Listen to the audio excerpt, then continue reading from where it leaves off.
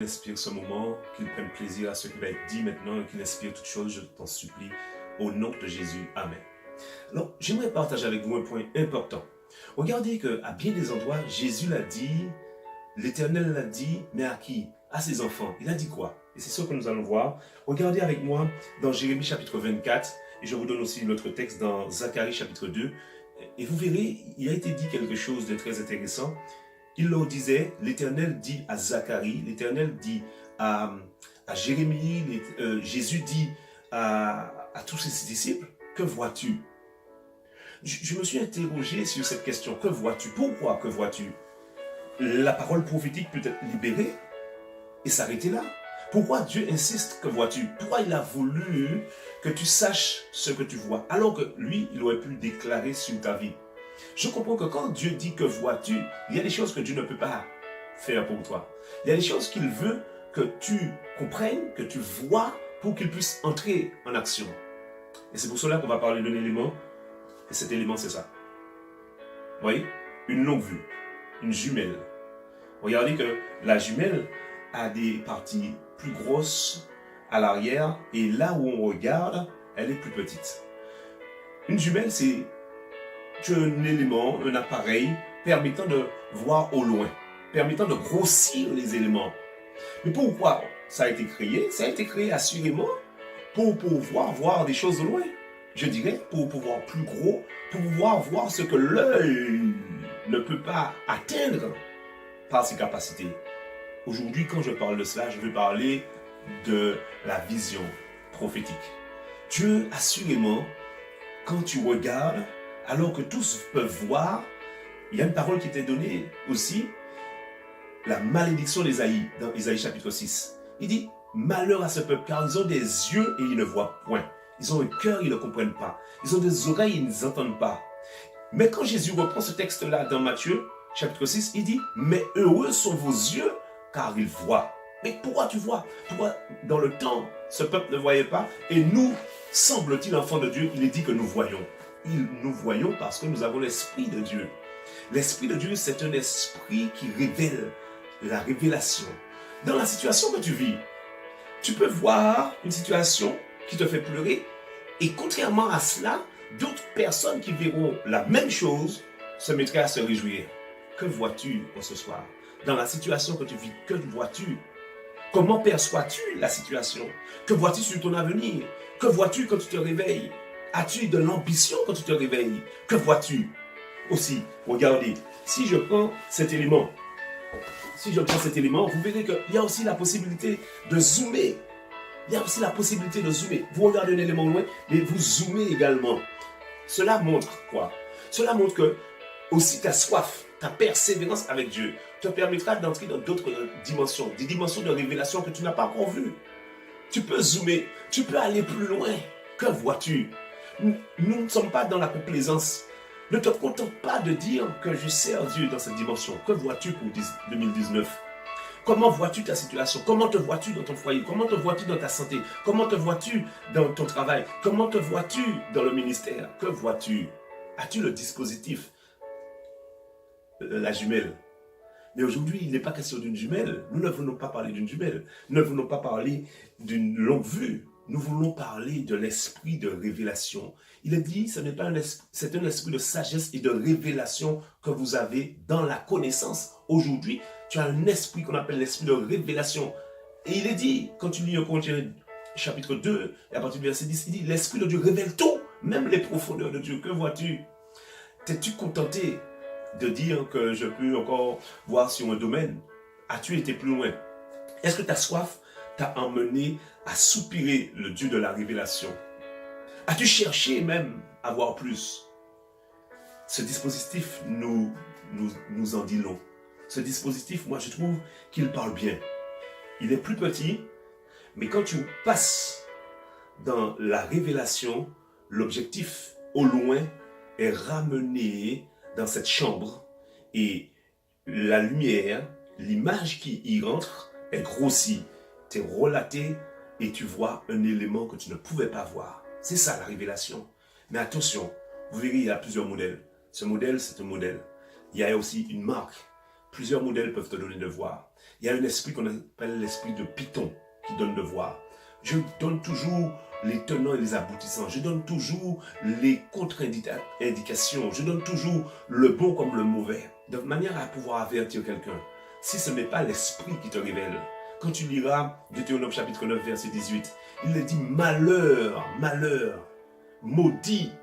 Il est dit que c'est une malédiction que d'aller consulter les morts. Il dit, quiconque fait passer son fils ou sa fille par le feu est en malédiction à l'Éternel. Il dit que personne, qu'on ne trouve chez toi personne qui exerce le métier de devin, d'astrologue, d'augure, de chanteur, de magicien. Dans cette fin d'année, je sais qu'il y a beaucoup qui veulent consulter, qui aiment consulter, qui désirent consulter. Tu peux même croire en Dieu. Mais à côté, tu as ta protection, ton fétiche. Tu as ta protection, ton marabout. Tu as ta protection, la chose que tu portes de ta poche. Ça peut être comme un porte-clés, quand tu mets là, au passant de ton pantalon, ou dans ton sac, au fond du sac. Hein? Cette plume, ça peut être quelque chose que tu mets dans ton portefeuille. Jette-le, fais-le brûler, et crois que Dieu est capable de te protéger et de te mener dans la révélation. Toutes ces choses t'attirent le malheur. Il dit malheur. Tu comprends? Tu as des yeux. Comme beaucoup, ils peuvent avoir des lunettes. Ils n'ont pas le même degré de loupe. Vous voyez, toutes les lunettes ne sont pas des lunettes avec les mêmes degrés qui ramènent les objectifs. Aujourd'hui, toutes les jumelles ne sont pas les mêmes jumelles. Et toutes les jumelles ont des marques ou des modèles différents. Le seul modèle homologué dans le royaume de Dieu. En France, il y a des modèles. Mais dans le royaume de Dieu, il y a un modèle, le seul qui est homologué. C'est la révélation par le Saint-Esprit. Il a dit un esprit, le Saint-Esprit qui révèle toutes choses. Il te révèle même les profondeurs de Dieu. Je t'en supplie. Aujourd'hui, si tu comprends que tu peux voir loin, c'est bien. Il dit d'ailleurs, quand tu liras, il dit que dans 1 Corinthiens 14, 12, que ce soit pour l'édification de l'Église, que tu veuilles voir, que tu veuilles beaucoup, abondamment des dons spirituels. C'est bien. Cette longue vue-là que tu désires, cette longue vue-là que tu veux, cette soif de révélation, cette soif de profondeur prophétique, cette soif d'aller plus loin est très bonne. Et que ce soit pour l'édification de l'Église. Tu reliras ces passages dans 1 Corinthiens 14, 12. Je t'en supplie, fais attention. Des esprits, alors que tu as soif, peuvent aussi t'insuffler, peuvent te guetter. Mais je t'en supplie, ne tombe pas dans ce piège. Il y a un piège. Attention, tu peux avoir des yeux et ne pas voir. Mais quand tu as des yeux et que tu vois, assure-toi que ce soit les yeux du Saint-Esprit, que ce soit le Saint-Esprit seul qui inspire. Ma prière ce soir, c'est que comme nous avons compris qu'il y a une chambre qui peut ramener au travers d'une longue vue, nous ne voulons pas, oh Dieu, te déplaire et te décevoir. Nous ne voulons pas, alors qu'à la fin de l'année là, courir après des fétiches, après des marabouts, après de la divination, après des cartons mensuels et de ceux qui lisent la bonne aventure.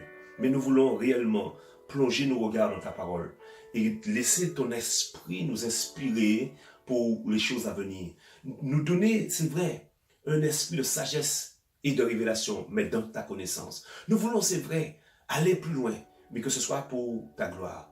Père, ma prière, au-delà de tout ce que je puis dire ou penser, multiplie et remplis les dons de ton esprit dans la vie de ton enfant. Que sa vue maintenant, que ses yeux s'ouvrent. Je dis alors qu'il a des yeux, mais qu'il ne voyait pas, je déclare que tes yeux te permettront de voir. Je déclare que tes yeux te permettront de voir au-delà, ce qu'il est dit, au-delà même du voile. La révélation, c'est ça. Père, ouvre les yeux de ton enfant par ton esprit. Illumine les yeux de son cœur. La lumière entre et elle est envoyée, grossie. Elle est envoyée plus grande. Elle est multipliée. Des choses même au loin. Donne-nous la vision afin que nous ayons l'ambition. Donne-nous la vision afin que nous puissions nous lever. Donne-nous la vision. Donne-nous de voir. Que voyons-nous aujourd'hui, mais à long terme? Que voyons-nous aujourd'hui sur les années prochaines de nos vies? Pour nous, mais pour nos familles, pour ton ministère, pour le peuple, pour la France. Père, fais-nous la grâce. Réveille, je t'en supplie, l'esprit des prophètes. Réveille, je t'en supplie, l'esprit de ton peuple. Et donne-nous, ô Dieu, alors que nous sommes la lumière du monde, alors que nous sommes ta lumière dans ce monde, alors que nous sommes ton sel sur terre, je prie, Père, que nous puissions réellement refléter ce pourquoi nous sommes là.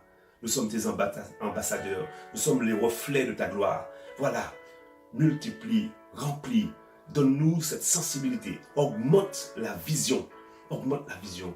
Beaucoup se découragent, beaucoup ne voient plus loin, beaucoup ne voient pas plus loin que ce qu'ils vivent, que les souffrances et les difficultés. Que vois-tu? Je mets un terme à ce que tu vois pour te donner de voir dans ce que Dieu dit que tu es, dans ce que Dieu dit qu'il t'accorde.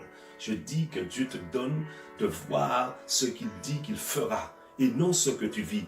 La réalité n'est pas la vérité. Ma prière, Seigneur, illumine encore plus de cet esprit de sagesse et de révélation, plus encore de cet esprit de grâce pour nous donner de voir et d'entendre. Je t'en supplie, dans le nom puissant de Jésus, alors que j'ai prié ainsi, cette longue vue nous enseigne, car nous pouvons zoomer, nous pouvons voir et voir trouble, nous pouvons voir, mais nous pouvons encore voir de manière plus lointaine, par ton esprit, afin que nous puissions être encouragés. Rien n'est acquis. Ne permet pas que nous soyons orgueilleux et que nous puissions nous satisfaire de notre présent, si même nous sommes bénis. Et si, pour quelqu'un qui est dans l'épreuve, que vois-tu? Vois aujourd'hui ce que Dieu dit, vois ce que Dieu voit et dis ce qu'il est, dis ce qu'il fera. Et ne parle plus en termes de réalité, mais parle en termes de vérité qui est fondée sur la parole de Dieu. Vois maintenant, réjouis-toi et ne te décourage plus, que la tristesse, la solitude, la peine, le découragement et même les esprits de suicide qui voudraient encourager beaucoup à passer à l'acte maintenant sortent et se taisent en toi au nom de Jésus. Je prie que la voix de l'Esprit parle plus fortement en toi et te donne d'entendre. Je suis ton Dieu, je suis ton Père, je t'aime mon enfant. Voilà ce que je ferai. Père, tu viens encourager quelqu'un par une promesse en ce soir. Tu donnes de voir ce que tu feras. Que vois-tu? Vas-tu te laisser te décourager sur ce qui se fait, sur ce que l'on dit de toi? Non, je t'en supplie, vois et entends, vois et parle, parce que tu crois, tu peux parler. C'est ainsi que j'ai béni ton enfant et ton peuple au nom de Jésus. Amen.